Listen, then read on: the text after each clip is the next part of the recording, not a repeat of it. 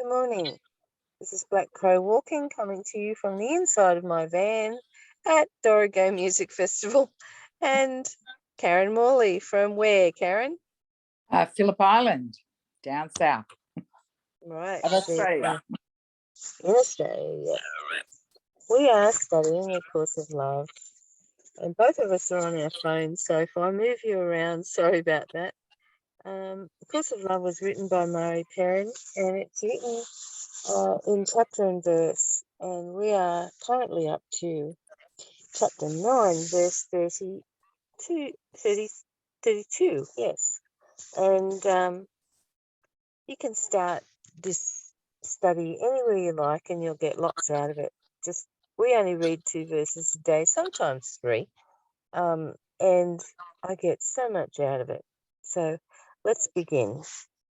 You learn your concept of using others, from the reality you have made in which you use the body that you call your home and identify as your own self. How can the user and the object of use be one and the same? This insanity makes the purpose of your life seem to be one of usefulness. The more your body can be of use to others and to yourself, the more worthwhile you see it as being. Ages have passed since creation began, and still you have not learned the lesson of the birds of the air and the flowers of the field. 2,000 years have passed since you were told to observe this lesson.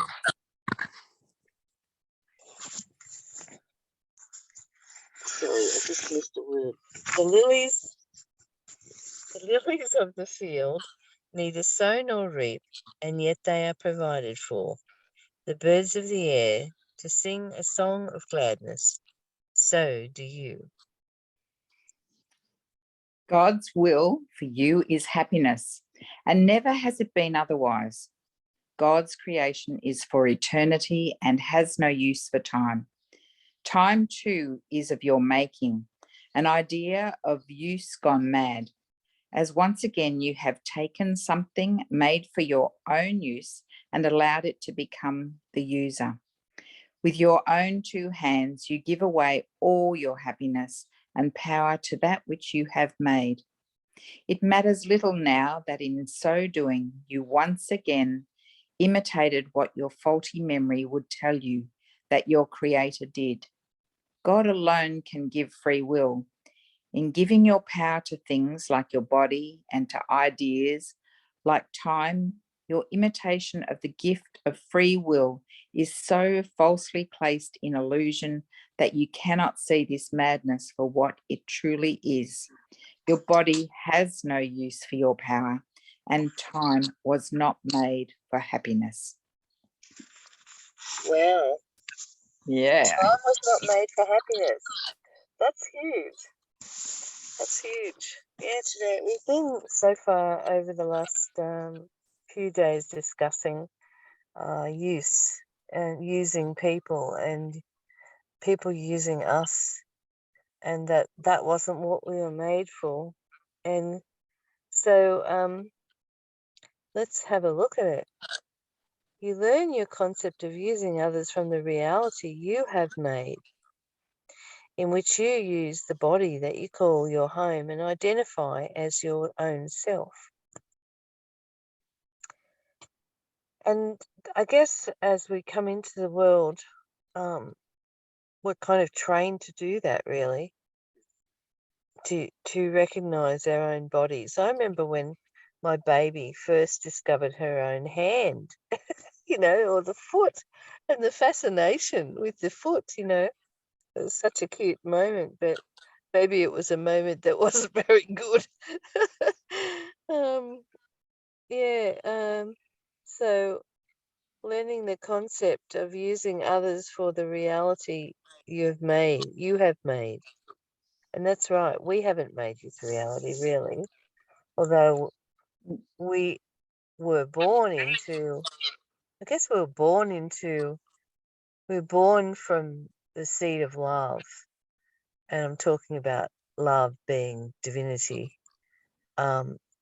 And then we made our lives ourselves, and the people around us helped us do that by training us and learning us.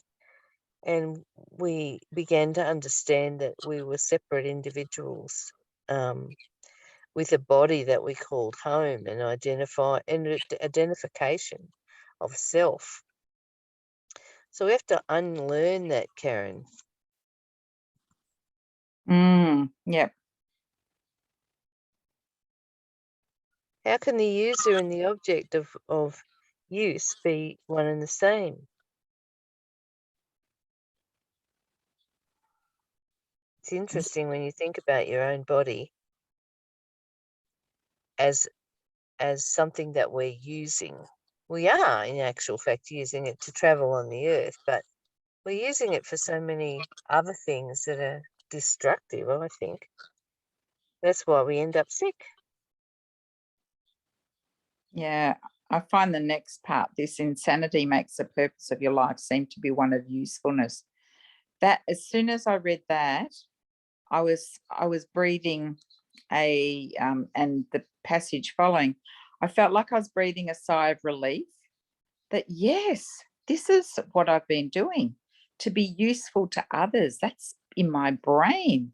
It's like stamped in my brain that that's my purpose on earth, is to be useful to others. And as soon as I was reading this, it was like, oh, I can be like a bird. I really don't have to be useful. I can just be and be in that place of love.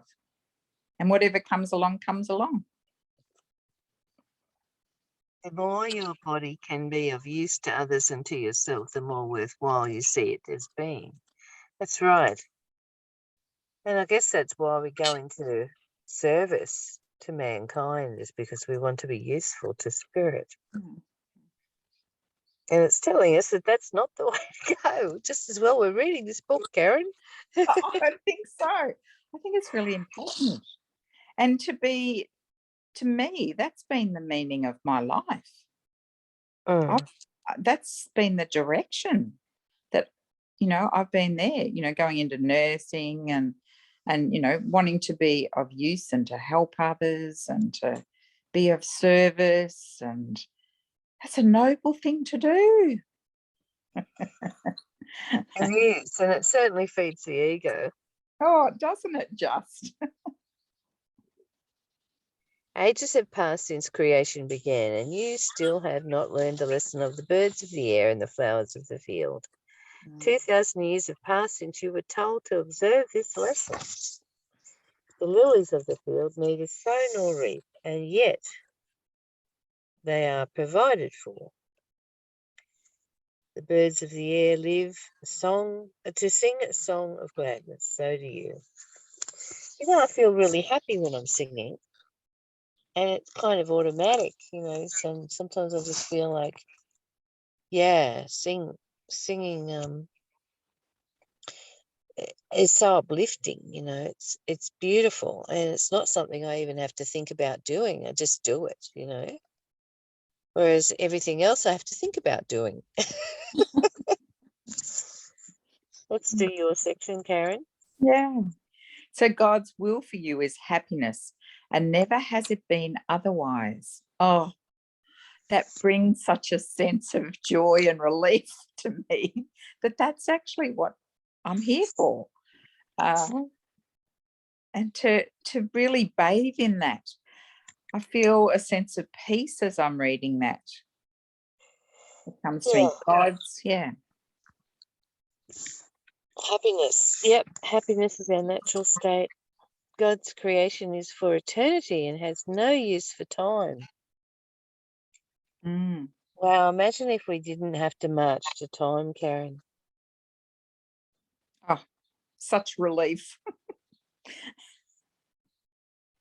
And I feel like I'm bounded by time, that there is an X factor of time that I'm here on this planet, and that if I just existed in each moment, that's all that matters. I don't have to mark it by Like it was my birthday yesterday. Why do I have to mark my time by the number of years that I've been on this planet? You know, I want to celebrate me every day and just be present every day. And what is. Yeah. Time too is your making, is of your making, an idea of youth gone mad. As once again you have taken something made for your own use and allowed it to become the user. I'm getting a bit confused about this use and user. Well, time is using us, not us using time. Oh, okay. I can see that. Yeah, well, I don't know, like there must be a recipe out there somewhere, Karen. There must be a recipe that we could get out of the madness of this world of using time to exist, and being scared that time's ticking away, and it is madness. And like I've got one more day of Dorrigo Bluegrass Festival, and so I'm thinking, oh, what can I cram in today? And this, the beginning of this paragraph says happiness. God's will for you is happiness. So is it going to make me happy? Or no, it doesn't even make you happy. You are happy. It's got to remember you're happy. Oh dear, what if I miss somebody on the program? So and, I'm constantly giving myself permission not to have to. I don't have to. And it's such a relief when I actually live that way rather than marching to the have tos of time. And I find for myself and I'm doing it a little bit more often, is living in the moment, for the moment, not doing too many plans, but just being present to the moment, what that may turn out to be. Yeah. And that's really, I'm immersing myself in that, and I'm enjoying that. Every now and again I put in a plan, or I asked a friend down to be with me my birthday night, and that was just beautiful. I did the asking and she said yes and came down, and just to be present to each other, and that's happiness. Just to be. Yeah. And I have in the past slipped into, oh, that time is going to be gone soon, and then there's that mourning of not having the that linger a bit longer. And so coming to the place of just let it be, just enjoy what you have while you have it, enjoy the moment while you've got that moment, and just immerse myself in it. So I think in doing that, I feel more at peace. With your own two hands, you give away all your happiness and power to that which you have made matter. Sorry, to that which you have made. It matters little now that in so doing, you once again imitated what your faulty memory would tell you that your Creator did.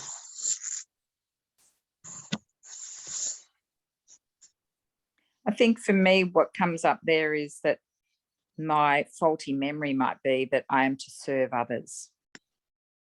I'm on this planet to serve others.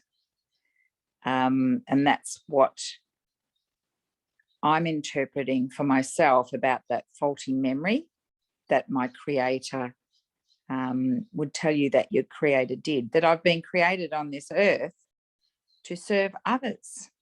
And yet that's just of my making. Yes, it is, and it's an egoic thing. And if we look at it from a perspective of God or love, God is not here to serve us, or love is not here to serve us. Love is who we are. So if we're made in the image of love, then we're not here to serve anybody, which is really interesting. I've never ever thought that I would think that. Mm. And it's following the lines for me of I don't have to. And then I'm hearing my egoic mind say something like, oh, then you're going to live a selfish life.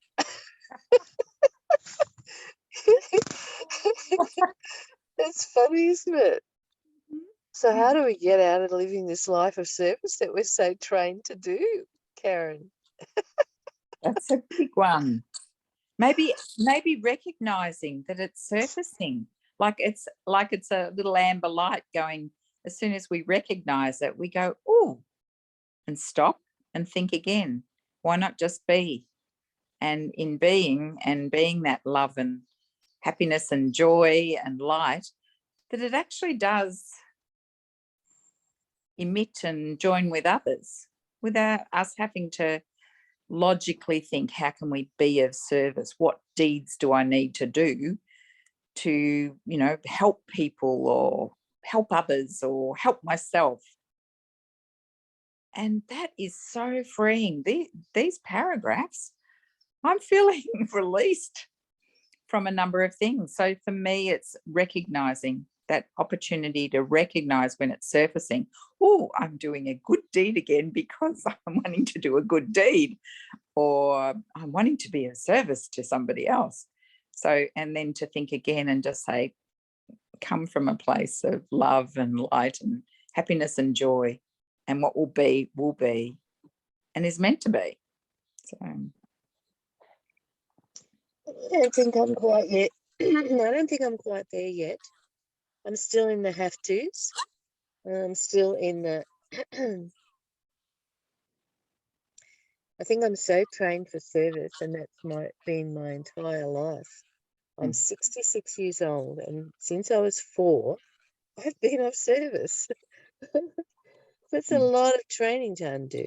It's a lot of training to just say, okay, I'm just being love.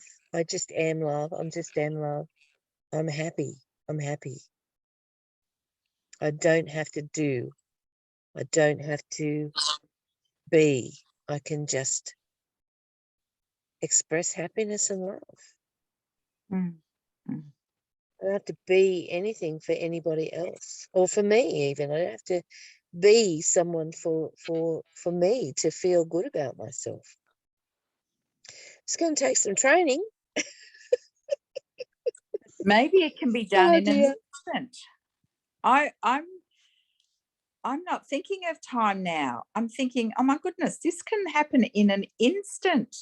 In an instant, if I let it be. Okay.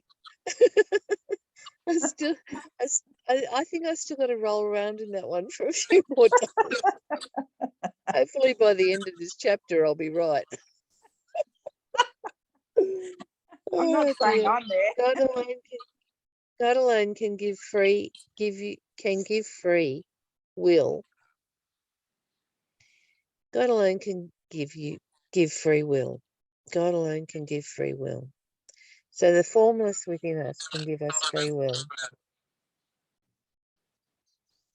In giving your power to things like your body and to the idea like time, your imitation of the gifts of free will is so falsely placed in illusion that you cannot see this madness for what it truly is. Your body is of no use, has no use for your power.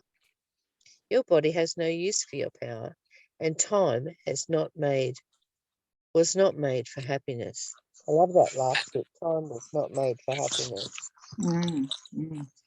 And I often ask myself, is this making me happy? And it's not, because I'm marching to someone else's time frame, or I'm marching to my own time frame, which is a hell of a lot of pressure. Mm. And I think when there's illness too, or a feeling of depression or down, that time is really scary, can be scary, because my time is limited, or, oh, do I have to suffer this for so long? Or, yeah, it's, if that is a focus of my emotions and my body, then time is really not a great thing for me. And so why would I need, this is changing me so much, this idea, like changing my thought pattern, in that I don't have to think of time. I don't have to think of time. And I'm not limited by time. I don't know how I'm going to incorporate that, only just be in the moment for the moment, and not put so much emphasis on future or past, and come back to the present moment. That's all I can see I can do to challenge time, to say time is not of import here. Yeah, it's funny when you get caught in traffic too, and you've got an appointment, or you've got a commitment to go to work, and you get caught in traffic, and the anxiety that creates in the body is phenomenal. And then we start thinking of all these excuses where we can tell the other person,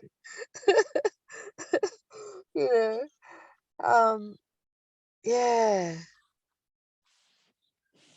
It's really interesting, retirement, because you're kind of released from all that. And I know the relief I feel when I just relax into that traffic jam, or when I just relax into letting it be okay that I'm late. And I've heard people say things like, it'll be as it is, or you can't do anything about it, so why stress? And I think it's the good girl in me, that good girl complex that doesn't like to let people down around time, Yep. And I don't want to let myself down either, like if I miss an appointment, and that's easier done these days with my memory the way it is. I'm always double booking myself, or not looking at the diary to see what I've got on today. And yeah, that's the relief I feel when I really go into I don't have to, somehow brings it back into it's okay if I'm late, or if it's okay if I'm, uh, and usually when you get there, people don't even notice that you're late, or it's only me that's been stressing about letting people down, so what is it that has such a power over me that I feel like I'm letting someone down if I'm 5 minutes late, And it's the good girl complex. It really is. And that, We're held go on. we're held by so many of these rules that we set up for ourselves around time, aren't we? I think I was thinking that at that moment too, was about how so much of my life is based around time. I no longer wear a watch. So my only record of time is just pressing the phone and seeing what time it is. I know I had an appointment to see a doctor, and I was in half an hour away with somebody else at that moment. And I thought, I've got to get to an appointment. I've got to get to that appointment. And I thought, am I going to make it in time? So time creeps in. And just as you're saying about that, I need to be there. And then the words, and I use these words a lot more often, and I say, I will be there in the time that I need to be there. It will all be okay. And I get there and I'm waiting for half an hour anyway when I get there. So it sort of shows me that it's all okay. I'll be there. You know, the doctor will probably take somebody else in if I'm not there anyway. So really, there's so much, and I'm bounded at times by time. And I think I like the idea of when watches and there were no time pieces where you might, although they probably said by sunrise or sunset, so they probably did use time in some form, but you could get to a place and it didn't matter what the time was, or, you know, you would just get there when you got there. And then you'd have the interaction. Yeah. And I think my training came from my dad, because my dad had to have dinner on the table at 6 o'clock, you know. Come from a long line of families that were influenced by the patriarchy around time, you know. And Dad always tries to pin me down to a time when I say I'm coming over. And then if I'm not there right on time, he already starts what I've gone there to do. And he's, and I don't know what that is, but it drives me crazy. It just, and so I try not to tell him a time that I'm coming, yeah.